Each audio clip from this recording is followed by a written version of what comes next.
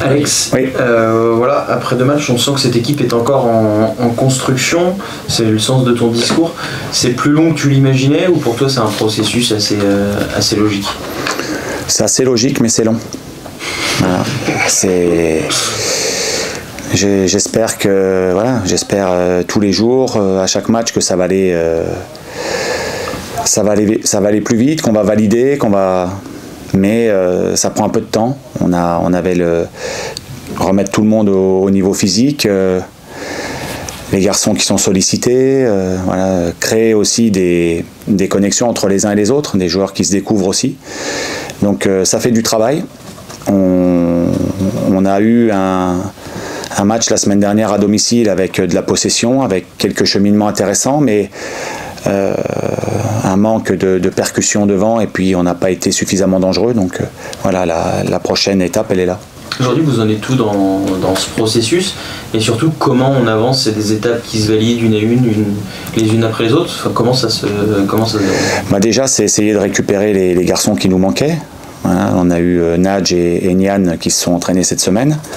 On va voir s'ils sont opérationnels dès ce week-end ou pas. Déjà, ça fait 2 renforts et 2 possibilités de plus s'ils sont disponibles. Et puis après, on travaille sur ce qui nous a manqué. Donc, à l'approche du but, voilà, les cheminements qu'on peut avoir, les prises de risques qu'on doit avoir, les prises de responsabilité aussi. Donc, c'est là-dessus qu'on a mis l'accent cette semaine. C'est important, premier but dans une saison? Oui, c'est important, et évidemment.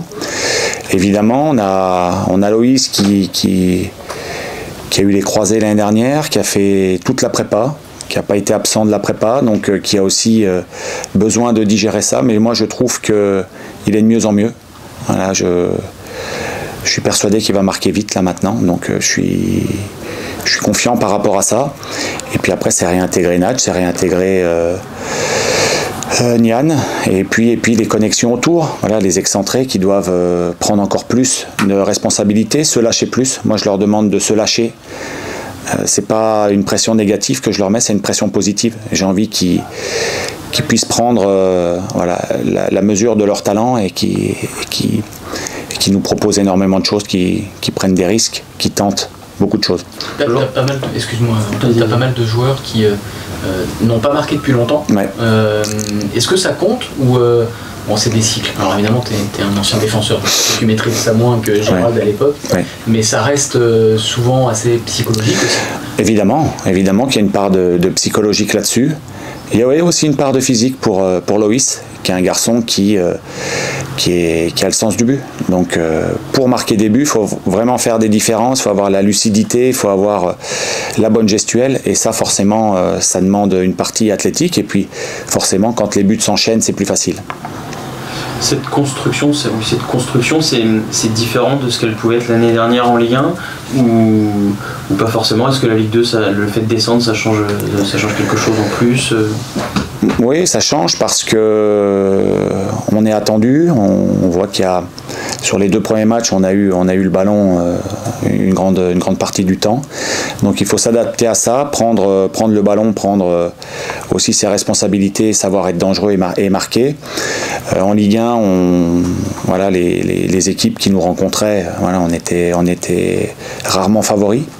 Donc forcément ça change un peu, mais on doit s'adapter à ça aussi. C'est une des nouvelles donnes, et je pense qu'on va être capable de le faire. Tu as beaucoup travaillé devant le but, encore aujourd'hui je crois. Ouais. C'est important de mettre les joueurs dans ces conditions-là. C'est ça qui reste à travailler, le dernier geste, ou aussi ce qui amène à ce dernier geste, les circuits de passe, à alimenter aussi comment tu sens ça. C'est un ensemble, c'est mettre les garçons en situation, pour trouver des repères, mais c'est aussi eux, leur investissement évidemment, mais aussi je parle de prise de risque, d'initiative, de prise de responsabilité. Voilà, c'est aussi à eux d'aller créer ça en match. Voilà, se créer ces situations-là. Là, on les a mis en situation à l'approche du but, mais c'est à eux aussi, c'est pour ça qu'on a travaillé dans les 30 derniers mètres, mais c'est aussi à eux de vraiment être déclencheur de quelque chose. Tes très jeunes joueurs, tu les pousses à prendre ces risques-là, parce que c'est pas si naturel quand on est encore tout jeunes et qu'on a pas mal. Enfin, il me semble qu'ils n'ont pas marqué encore en pro. Ouais, mais c'est un passage obligé. Hein. Ce sont de jeunes joueurs en qui nous croyons. Je dis bien nous parce que c'est l'ensemble du club. Hein. On les a fait signer pro et c'est des garçons qui ont beaucoup de talent. Voilà, la prise de responsabilité quand on a 18 ans, bah, c'est pas si simple. C'est ce que je leur demande. Mais encore une fois, ce que j'ai envie de leur mettre, c'est une pression positive. Voilà, j'ai envie qu'ils aient de la pression positive, leur dire qu'on croit en eux et qu'il faut tenter un maximum de choses. Est-ce qu'aujourd'hui tu sens que dans ton effectif, j'essaye de faire le point, mais il y a peu de joueurs qui ont fait des saisons à plus de 8, 10, 12 buts. Est-ce que tu sens que tu as un vrai buteur, quelqu'un qui sent le but comme devrait le sentir un attaquant qui peut porter une équipe? Bah, je pense que Loïs est capable de marquer des buts. En Ligue 2, je pense qu'à Dijon, il avait fait de grosses saisons. Nian aussi à Metz a fait de grosses saisons en Ligue 2. C'est des garçons qui sont capables d'eux, c'est des garçons qui sont à la recherche de leur potentiel optimal. Voilà, Loïs qui sur les 2 dernières années a joué un peu plus de 1000 minutes. Donc là, ça va dans le bon sens, mais c'est un garçon qui forcément ne peut pas être encore à 100%, mais ça arrive. Ça arrive, je sens que ça arrive. Et puis Ibranian qui a eu ce problème au genou là, qui lui a fait manquer 3 semaines de prépa. Donc forcément là, il est sur le retour. Je pense que ce sont 2 garçons qui sont capables de le faire. Tu sens que l'équipe est un peu fixée là-dessus. Ce ne sont que 2 matchs, mais mine de rien, les 2 premiers matchs de la saison sans marquer. On peut y penser peut-être un peu plus vite qu'en cours de saison où ça arrive de faire 2 matchs sans marquer. Ouais. Ça reste le but du jeu au foot quand même, de marquer des buts. Ouais. Et ça libère des choses sans doute. Oui, évidemment. Évidemment, on le sait. Évidemment qu'on est, même si on a un discours constructif, on est très contrarié. On est énervé, on est impatient, tout ce que vous voulez. Mais moi, en tout cas, mon travail, c'est d'accompagner ces garçons-là, leur dire que je crois en eux et leur dire que j'attends des actes, bien évidemment. Et comme, à mon avis, je suis persuadé qu'ils sont capables de le faire, voilà, je leur fais confiance. Voilà, et je leur donne de la confiance, j'ai confiance en eux. Je suis sûr que ça va tourner du bon côté, mais voilà, le plus important, bien évidemment, dans le football, ce sont les actes. Tu parlais de possession tout à l'heure. Je crois que vous êtes sur les 2 premières journées de Ligue 2, l'équipe qui a la plus grosse possession à 65%, il me semble. C'est quelque chose, dans ces proportions-là, c'est quelque chose qui te surprend? Ça veut dire qu'on a un fond de jeu. Moi, j'aime qu'on puisse avoir le ballon, mais ce que je veux surtout, c'est être dangereux. Et aujourd'hui, cette possession-là, elle dit des choses. Elle dit des choses, c'est-à-dire qu'on est capable d'avoir le ballon, de le conserver, de progresser, mais il faut aussi que cette possession débouche sur des actions et bien évidemment des buts. C'est pour ça qu'Auxerre, ça peut être qui sans doute chercher à avoir la possession, parce qu'elle avait aussi sur ces 2 premiers matchs, ça peut être un adversaire intéressant pour voir autre chose peut-être au sein de ton équipe. Peut-être, nous c'est déjà montré qu'on avance, c'est déjà montrer qu'on intègre tout ce qui se passe, tout ce qui s'est passé sur les 2 premières saisons, voilà, vraiment agir ou réagir par rapport aux deux premières journées.